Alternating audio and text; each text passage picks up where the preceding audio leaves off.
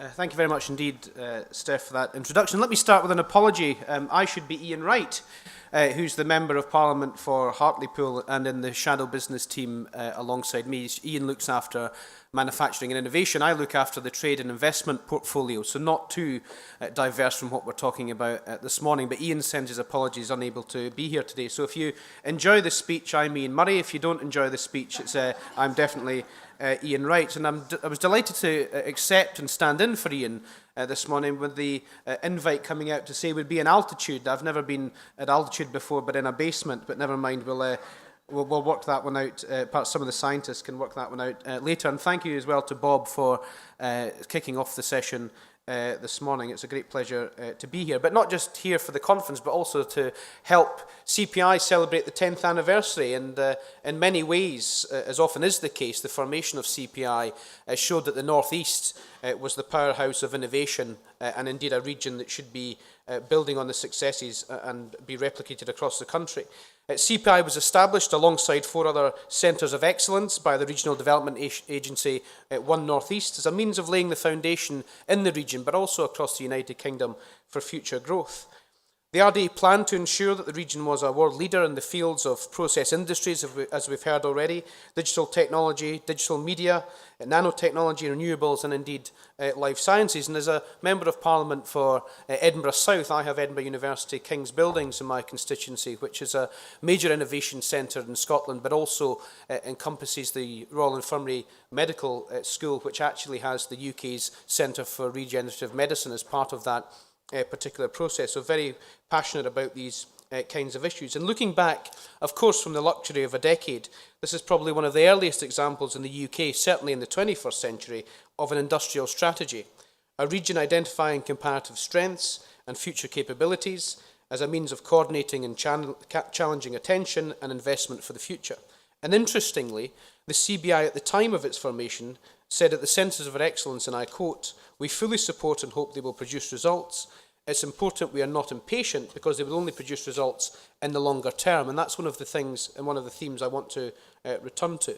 But this was one of the first acknowledgements that long-termism and patience was needed to be at the heart of any economic policy. Ian Wright wrote most of this speech, so it is very northeast orientated. The next line says, "A young and very good-looking Ian Wright," it says here. In his previous life, actually audited and reviewed the Centres of Excellence at Newcastle's Centre for Life, and he remembers the buzz, excitement and determination that was evident even in the early stages of the CPI process. The world has changed hugely since that time. One North East and indeed all the RDAs have been abolished by the present government, and if we reflect when CPI was established, Facebook and Twitter hadn't been formed, Manchester United had just won the Premiership, Newcastle United had finished 3rd in the league and qualified for Europe. That perhaps doesn't seem quite as unlikely today as perhaps when Ian wrote this speech. Sunderland was relegated, maybe more relevant, and Middlesbrough was comfortably mid-table in the Premiership. Now, as a good politician Ian Wright is, I think he's mentioned all the Teesside clubs there to make sure that he covers all the examples. I believe, Steph, you may be a Middlesbrough fan, if that's indeed correct.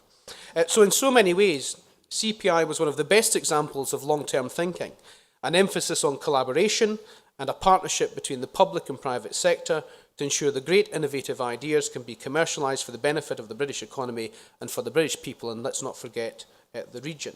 The link between innovation and commercialisation, I think, is one of the major challenges that we're not very good at here in the United Kingdom.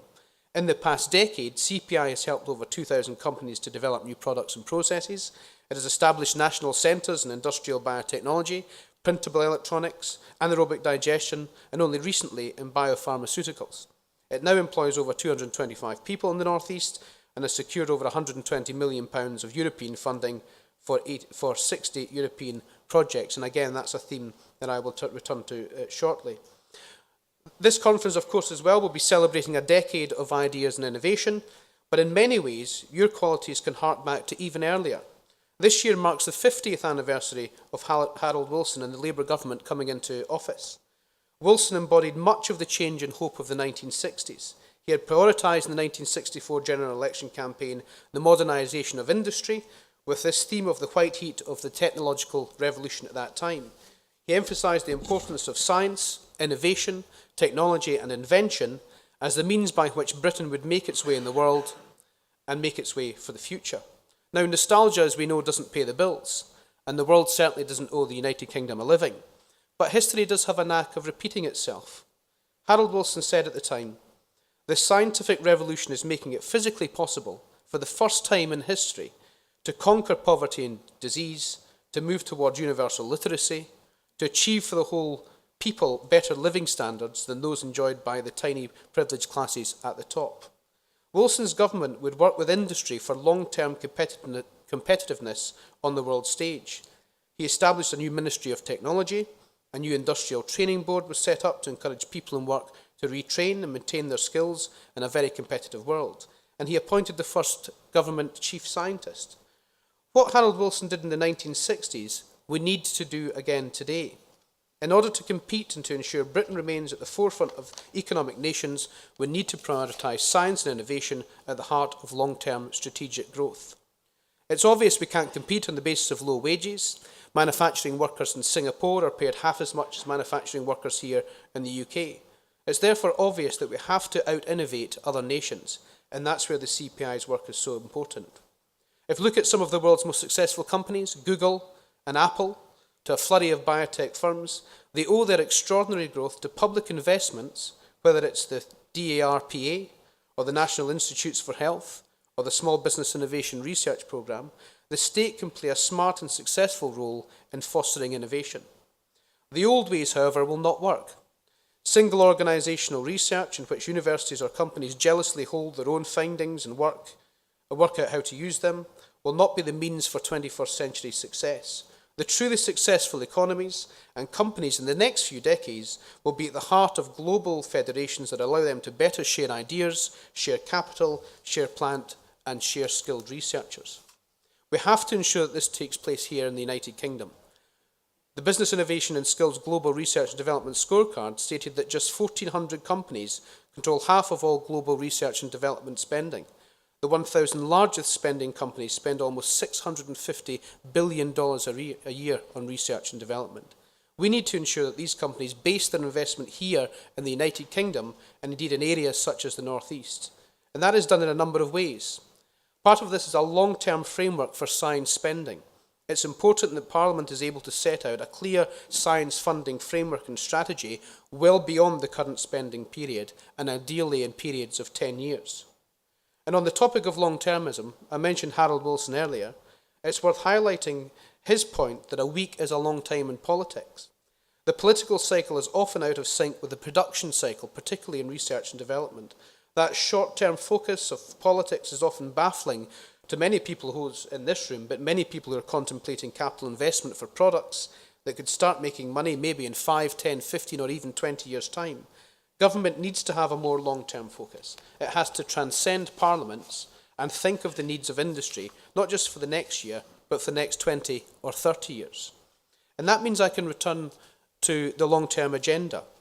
The Shadow Business Secretary, Chuck Amuna, last year launched the Labour Party's Agenda 2030. And Agenda 2030 was an opportunity to look at politics differently and look at how government operates, particularly in industrial strategy in sectors such as the CPI operates. And that was to deliver 4 pillars that the next Labour government will do if elected in May next year. And those 4 pillars are really to look at long-termism and to try and help the innovation in science and research and development sector to innovate for the future. So let's just look at those 4 elements. Firstly, skills, building on the talents of all. Skills shortages are a huge issue for the United Kingdom. There are some 400,000 vacancies to fill in the next 5 or 10 years in science and technology and in engineering. That is a major challenge, not just for universities and for colleges, but also for our education system.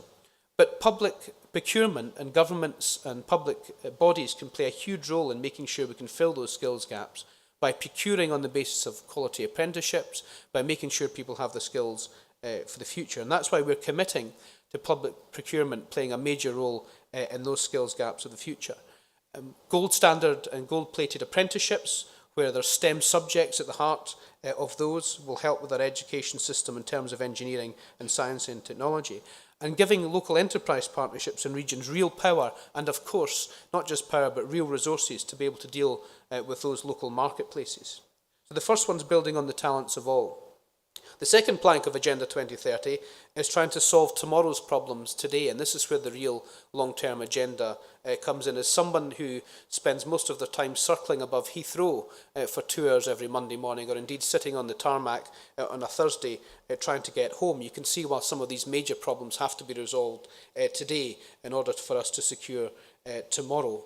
Part of that, of course, is indeed energy. We would establish an independent energy security board, very much on the model of the Office of Budget Responsibility, to coordinate future energy needs, not just for consumers, but also for small businesses and indeed heavy industry users. We'd make sure the Green Investment Bank could be a proper borrower of money and give it proper borrowing powers, and we'll adopt all the recommendations of the Armit Review that was set up by the Shadow Business team last year, by making sure we can take infrastructure out of the political cycle and into an independent infrastructure commission and body. So that's solving tomorrow's problems today. The third aspect of Agenda 2030 is an active government investing in the future, setting up a British investment bank, being able to get funding not just to small businesses but through a regional network as well, where regions are best placed to know the needs of their customers in terms of small businesses, in terms of research and development, in terms of innovation. A cross-governmental industrial strategy to help support these sectors. This isn't a job just for business innovation and skills. It's not just a job for the Treasury or the Chancellor. This is a job for every single government department, and we'll make sure there's an industrial strategy that encompasses all of those government departments, and significant additional support for small businesses. The fourth one, and crucially for many people in this room, is to make sure the UK is very much an outward-looking country to the rest of the world. It is completely ludicrous, and you can tell from my accent coming from Scotland, we have just gone through the most bruising and appalling constitutional debate that we'll ever have, or hopefully ever have, but it's certainly in a generation. The whole issues around the European Union and the impact on a referendum on the European Union that it would have on many of the innovators in this room, the work of the CPI, and indeed the whole industrial strategy of the North East could be fundamentally impacted by a European Union referendum. We need to be strong in Europe with European partners, not just to reform the European Union, but to make sure that the UK is a strong voice at that table, campaigning for indeed the jobs and growth agenda that we all want to see. We want to revise the visa system to make sure we welcome people here, not just in terms of the student visa system, but also in terms of in-work visas from some of our innovative companies abroad. And these are key issues to making sure that not just the soft power of the United Kingdom is a key driver for our jobs and growth agenda, but it makes sure that we are at the heart of all the decision-making that we require to make sure that our companies grow and thrive. So that's our Agenda 2030. It's about those four pillars, looking at the future and trying to inject some long-termism into British politics. Because we need to understand the timescales for investment and appreciate that the UK is competing globally as a location for investment in manufacturing. Firms are making that decision based upon a combination of factors: skills, access to finance and markets, energy and business rate costs, taxes, the environment for innovation. And government needs to act strategically in a coordinated way to improve the prospects of manufacturing investment across the United Kingdom. Innovation has to be at the heart of a modern industrial policy. In addition to making it a priority to invest in our science base, providing longer-term funding frameworks, we highlight the importance of and continuing with the National System of Innovation and Commercialisation undertaken by the Catapult Centres and Innovate UK. That is why we are genuinely pleased that CPI was named a couple of years ago as the process element of the Catapult Centres. CPI's work with the high-value manufacturing Catapult is incredibly welcome, acting as a major force for future manufacturing success in the UK. It provides businesses with access to high-quality manufacturing skills and facilities in the country. It stimulates growth and makes British manufacturing more competitive. It puts into reality and addresses one of the most enduring relative weaknesses of the British industry. This country has been traditionally strong in invention and in early innovation, but less so in scaling up that innovation into industrial-scale manufacturing and commercialisation, where real wealth is created and where value has far too often moved overseas, and we heard that from Bob very clearly this morning. CPI is an essential institution as part of that innovation landscape to ensure that we in this country can capture as much of that value as possible. CPI was ahead of its time 10 years ago at its creation, and during the past decade it has demonstrated time and time again it is able to partner with companies to secure access to public finance for research and development, and to offer advice on adapting new manufacturing technologies for a company. It is a hugely valuable part of that innovation landscape, which is so important to future success of the British economy and indeed for the North East. It is right that you celebrate a decade of progress from a standing start, but in your second decade, consolidate that work, look forward to further decades of innovation and commercial success, and ensure that any government policy of any colour of government is for the long term and supporting that commercial success. Thank you very much indeed.